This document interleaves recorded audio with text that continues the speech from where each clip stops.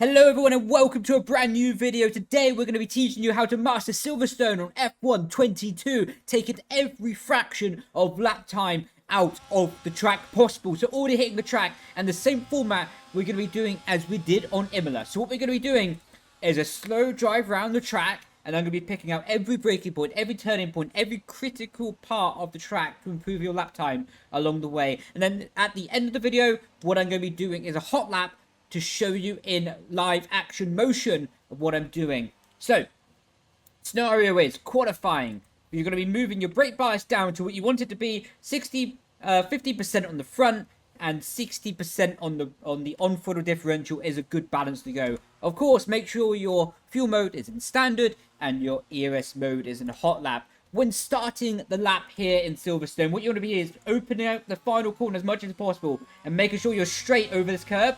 The final corner is not really a corner, flat out on the straight. Now arriving down to turn 1 easily flat out in the dry. But what we're doing is opening up the track. So place your left tyres all the way on this curb and then turning in at the 50-meter board.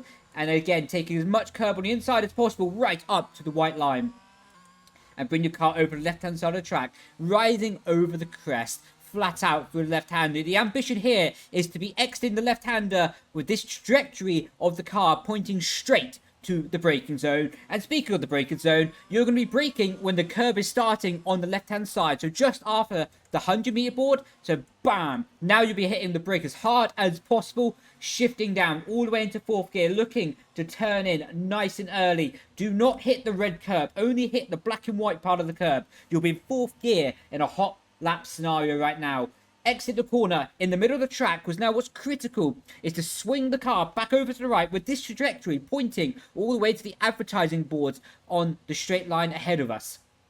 It's critical to exit the second and third corners, setting up the 4th corner right here, otherwise known as the loop. So now coming down, you'll be opening up the track as much as possible. The further to the right you can get is better, as it's going to be opening up the critical exit out of the corner. So now you'll be in 4th gear, looking to pick up this part of the apex. You don't really want to be too much on the apex because the curb gives less grip than the tarmac, and you'll be hitting the throttle extremely hard right now. And you'll be looking to open up the steering wheel, and you'll be running all the car over this exit curve and onto the astroturf. And what you want to be doing is running this line, keeping the car as straight as possible, straight. And as soon as you start to get into this grass, then you start turning, because you do not want to dip a wheel on the grass. There will give you a wheel spin, possibly spin out the car at the worst case scenario, but ultimately it's just going to cost you lap time.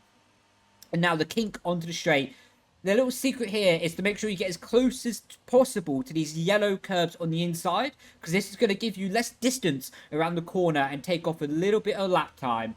Now, opening up DRS as early as possible on the straight. Again, minimizing the drag on the car, the drag and friction on the tyres to open up the straight as much as possible, because every thousandth of a second is worth having. Coming down to Brooklands, and now what you're going to be doing is braking on the curb on the right hand side, and you'll be braking just before the 50-meter board. Really critical to nail the braking here, and is turning in as late as possible. There isn't really a turn-in reference marker here, but what you want to be doing is braking all the way through the apex. It's such a long corner here. You're going to be braking all the way up to this point. You want to avoid the red curb on the inside. That's going to be terrible for your lap time. But you want to be taking all the black and white curb possible. You don't have to worry about the astroturf on the inside, because quite simply, you're not going to be that far on the inside. If you're using the astroturf, it means that you probably use the red curb as well, what means a big no-no, and it's going to be costing you lap time. Coming out of Brooklands, you'll be all the way to the right-hand side of the track,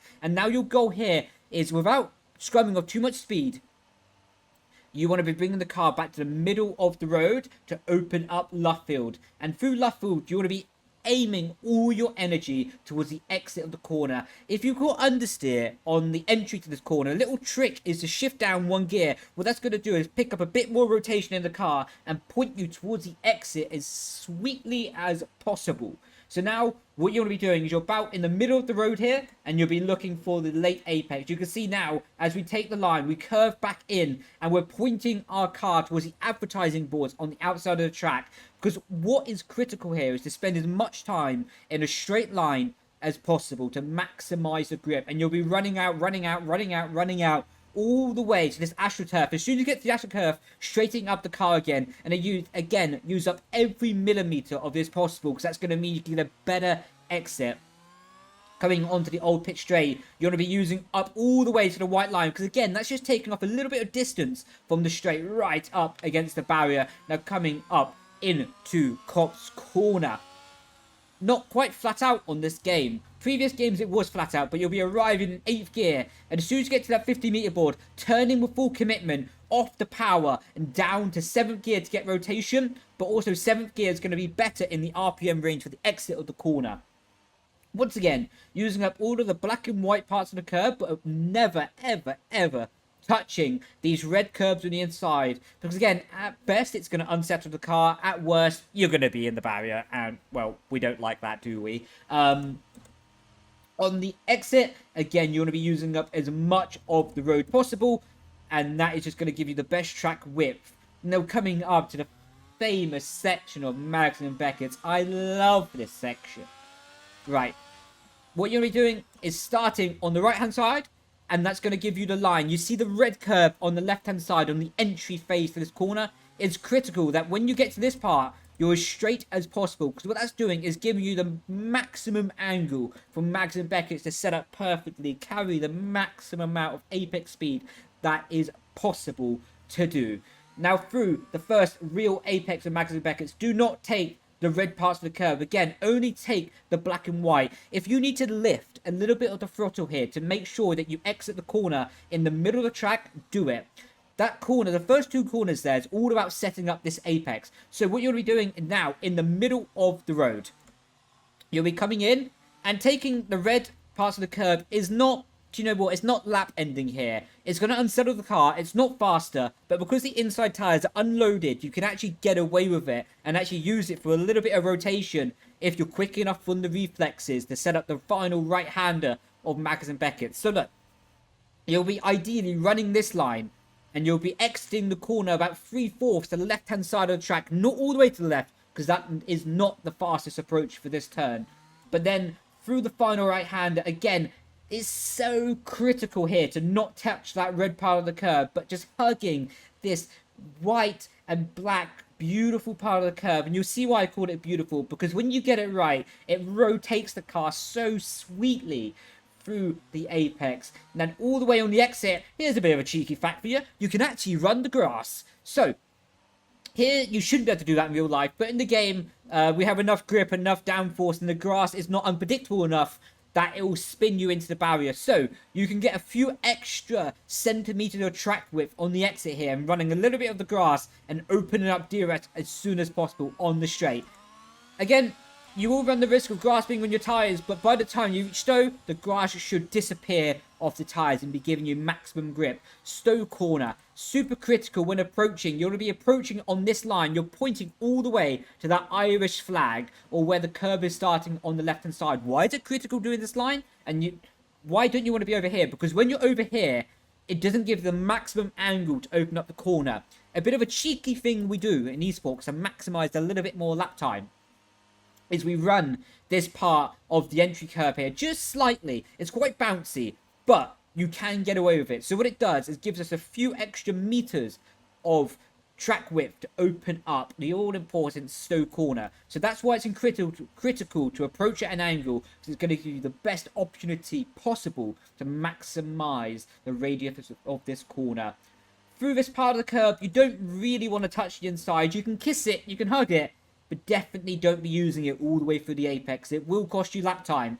So, ideally, you stay on the tarmac all the way through its apex. But again, it's not critical if you only slightly touch the inside curve. It's not going to be the end of your life, or the end of the lap, I should say. But on the exit, it's so critical to be running all the way to the outside here and using every millimeter of track width. The AstroTurf doesn't really have any grip loss, and you're going so fast anyway, it wouldn't matter if it did.